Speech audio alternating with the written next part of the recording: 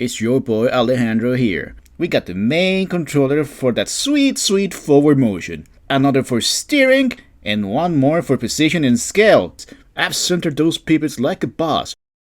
But hold up, this tire, it ain't got no game yet. We gotta crack the code for the tire circumference. C equals 2 pi r. I got here the first locator for the distance node chilling right here at the origin of the world. The second locator for the distance node, it is right in the middle of the tire. The distance between locator 1 and locator 2 is exactly 8.34. This is going to be our radius that we're going to use for the circumference.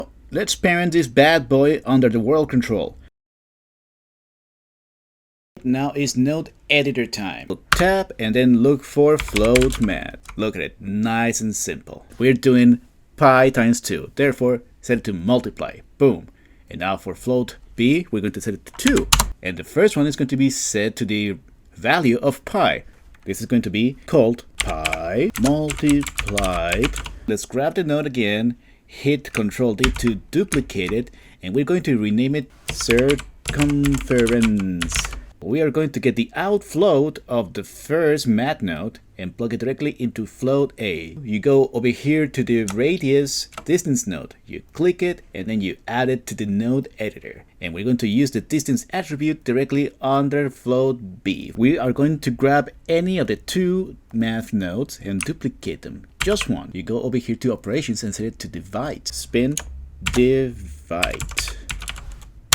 We need the circumference value to come after. Grab the forward controller of your tire, import it into your node editor. Let's bring Translate Z into the house directly to float A for spin divide. Grab the spin divide node, duplicate it, and we're going to connect the outfloat into any of the two channels spin 2 degree.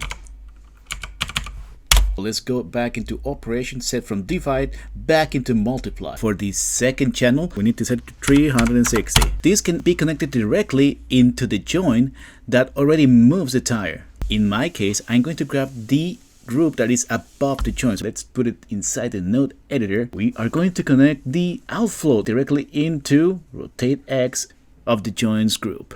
You grab the forward controller and you move it forward, and look at this. Look at this beauty right here. Let's make it bigger. We grab it and we move it in. Oh no, it doesn't work anymore. This controller doesn't know that it became bigger. We are going to multiply the value of the size attribute by the forward translation of the control. Grab any of the math nodes and duplicate it. Scale, fix. Make sure it is set to multiply. We grab the size value, plug it into the float B. Translate Z of the forward control directly into the other channel. We connect the outflow directly into float A. We test it out. Look at it! It's working again!